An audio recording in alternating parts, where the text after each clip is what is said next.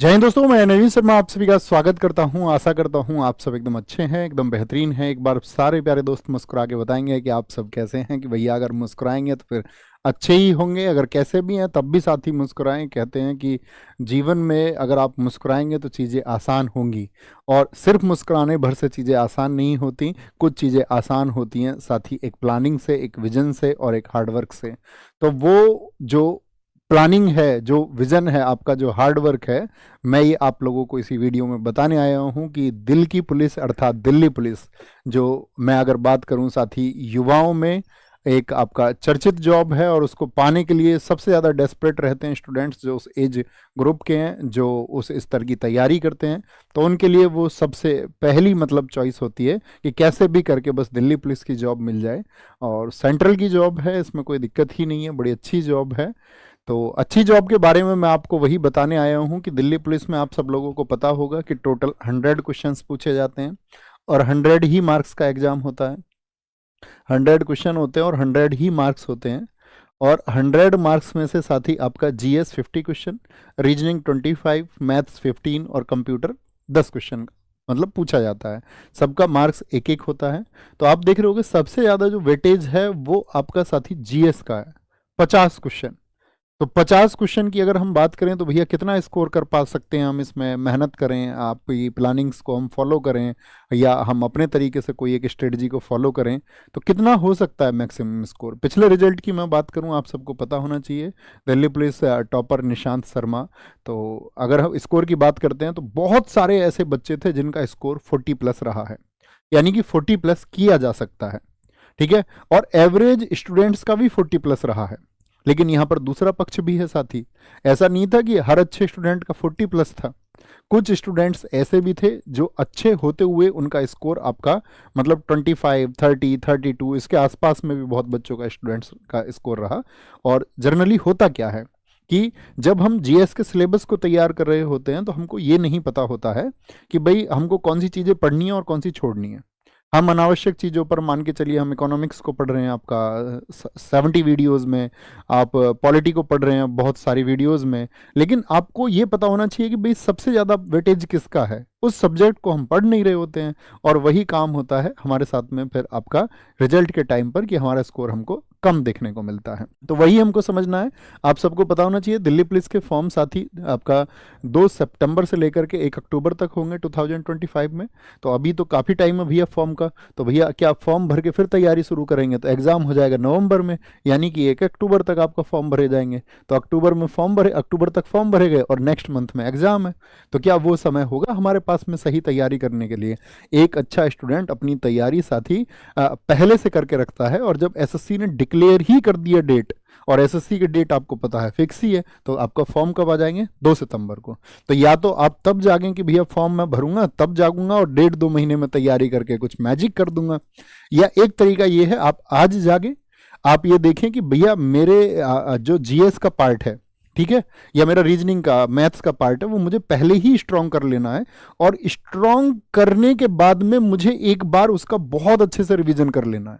ठीक है, मतलब कंप्लीट का, और जो इंपॉर्टेंट चीजें वो तो कई बार हमको रिवाइज कर लेनी है। ये सही वे होता है एक स्टूडेंट्स के जागने के लिए। बाकी तो मतलब सब तक आवाज़ नहीं पहुंचती है, तो सब लोग नहीं भी जाग पाते हैं, लेकिन अच्छे स्टूडेंट ये जरूर जागते हैं। तो मैं उम्मीद करूंगा कि एग्जाम अगर हम आज से बात करें आपका 11 महीने बाद होगा, तो 11 महीने में ये सोच लेना कि शुरुआती 6 महीने आप अपनी तैयारी को दे दें, और बाद के 5 महीने तो आप चीज़ों को बार बार रिवाइज करें। ये मेरा आप सब लोगों के लिए एडवाइस रहेगा। ठीक है, तो पहले हम बात करते हैं दोस्त, अभी आपका जो दिल्ली पुलिस हुआ पिछला वाला, तो लास्ट वाले दिल्ली पुलिस में क्या हुआ आपका, टोटल 45 शिफ्ट हुई, और हर एक शिफ्ट में आप सबको पता होना चाहिए कि 50 क्वेश्चन पूछे जाते हैं। तो कुल मिला के पूछे गए जीएस के, एक इसकी बात करें हम सिर्फ जीएस की, जीएस के 2250 क्वेश्चंस पूछे गए। अब 2250 में से ये देखना होगा आपको, स्टैटिक जीके 2250 में से 720, तो लगभग जरा सोच के देखियो कितना परसेंट क्वेश्चन बन रहा है, कितना परसेंट। तो आप कहोगे भैया लगभग 1/3, 1/3 तो स्टैटिक जीके पूछी जा रही है, और बच्चा अपना टाइम कहाँ खर्च कर रहा होता है, ज्योग्राफी, पॉलिटी, हिस्ट्री, इन सबको बहुत अच्छे से पढ़ने में। ठीक है, और मेजर ऐसा नहीं है कि उन सबका रोल नहीं है, सिलेक्शन में उनका भी उतना ही उपयोग है, लेकिन ज्यादा किसका है, ज्यादा महत्व आपका स्टैटिक जीके का, उसका सबसे ज्यादा इंपॉर्टेंस है। करंट अफेयर्स के 270 क्वेश्चन पूछे गए थे टोटल ओवरऑल इसमें से। इकोनॉमिक्स के आपका 225 क्वेश्चंस, हिस्ट्री के टोटल 360 क्वेश्चंस। देखो इसको 0 और 5 में डेटा क्यों मिल रहा है, क्योंकि कम ज्यादा है तो उसको हमने 0-5 में कन्वर्ट कर दिया है, ठीक है, कैलकुलेशंस करके। पॉलिटी 270, ज्योग्राफी 225 और साइंस का 180 क्वेश्चन। कभी ये सोचे कि भैया फिक्स 0 में ही क्वेश्चन पूछता है, ऐसा नहीं था। जैसे साइंस के पूछे गए थे आपका 183 क्वेश्चन, तो हमने उसको मर्ज करके क्या कर दिया 180, यानी एक लगभग आइडिया हमको इससे लेना है। बात क्लियर है। और इसी के साथ में फिर हम बात करेंगे तो टोटल नंबर ऑफ क्वेश्चंस हुए। टोटल नंबर ऑफ क्वेश्चंस के बाद में किस सब्जेक्ट का सबसे ज्यादा वेटेज होता है, यानी कि 50 में से सबसे ज्यादा जो क्वेश्चन पूछे जाएंगे वो किस सब्जेक्ट के होते हैं। तो 16 से 17 क्वेश्चन आप सबके पास प्रीवियस ईयर होगा, आप उसको एनालिसिस करना एक बार, क्योंकि जब हम किसी एग्जाम को देने जाते हैं उसके लिए सबसे ज्यादा जरूरी है कि हम पिछले वर्ष का साथ ही एक विश्लेषण करें कि पिछले वर्ष में प्रश्नों का क्या आपका लेवल रहा था, क्या स्तर उनका रहा था, किस तरह का क्वेश्चन जो है बोर्ड पूछ सकता है या किस तरह का क्वेश्चन आपका कमीशन पूछ सकता है, उसका हमेशा आइडिया हमको होना चाहिए, तभी हम बेहतर परफॉर्म कर सकते हैं अपनी अगली परीक्षा में, ठीक है। करंट अफेयर 6 से 7 क्वेश्चन, आपका इकोनॉमिक्स 5 से 6, हिस्ट्री 8 से 9, पॉलिटी 6 से 7, ज्योग्राफी 5 से 6 और साइंस 4 से 5। यानी हम कह सकते हैं कि स्टैटिक जीके के अलावा बाकी जितने भी सब्जेक्ट हैं उन सब का वेटेज लगभग बराबर है। कोई भी सब्जेक्ट ऐसा नहीं है जिसका एक दूसरे से महत्व कम हो और हम उसको इग्नोर कर दें। बात क्लियर है इतनी, यहां तक की बात में कोई परेशानी नहीं जी। तो ये हमारा 50 में से, टोटल 50 में से कितना पूछा जाता है, कौन सा सब्जेक्ट पूछा जाता है। साइंस में साइंस एंड टेक भी आएगा आपका, ज्योग्राफी में साथ ही अगर हम बात करेंगे आपका इसमें एनवायरमेंट एंड ज्योग्राफी सब कुछ आता है। ओके, ठीक है। अब ये ध्यान से मेरी बातों को सुनते रहेंगे। अब इसका आप स्क्रीनशॉट ले लें। जो भी साथी आज से सीरियस होना चाहता है, जो इस वीडियो को देख रहे हो या फ्यूचर में जो दिल्ली पुलिस को ज्वाइन करना चाहते हैं, तो ये वो टॉपिक्स हैं जो एसएससी के ट्रेंडिंग टॉपिक्स हैं, इनके बिना हमको एग्जाम में जाना ही नहीं चाहिए।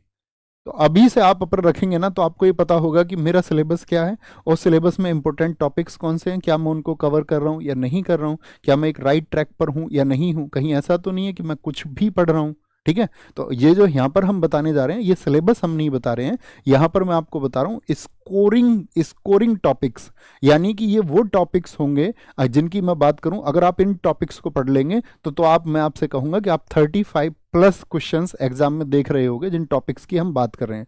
35 प्लस में वो आपका 40 भी हो सकता है, 45 भी हो सकता है, ठीक है, वो आपका 32 भी हो सकता है, लेकिन ये आपका संपूर्ण सिलेबस नहीं है। मैं फिर से अपनी बात को रिवाइज कर देता हूं, मैं फिर से दोहरा रहा हूं, रिपीट कर रहा हूं साथी, ये आपका संपूर्ण सिलेबस नहीं है। इसको आप सिलेबस नहीं मानेंगे कि भैया आपने बताया था कि वो एक सिलेबस था, ये सिलेबस नहीं है। सिलेबस तो साथी जब आपका फॉर्म आता है तभी ऑफिशियल सिलेबस आता है, लेकिन आएगा वही आपका जो कि आपका पिछले वर्षों में होता आया है, समझेंगे।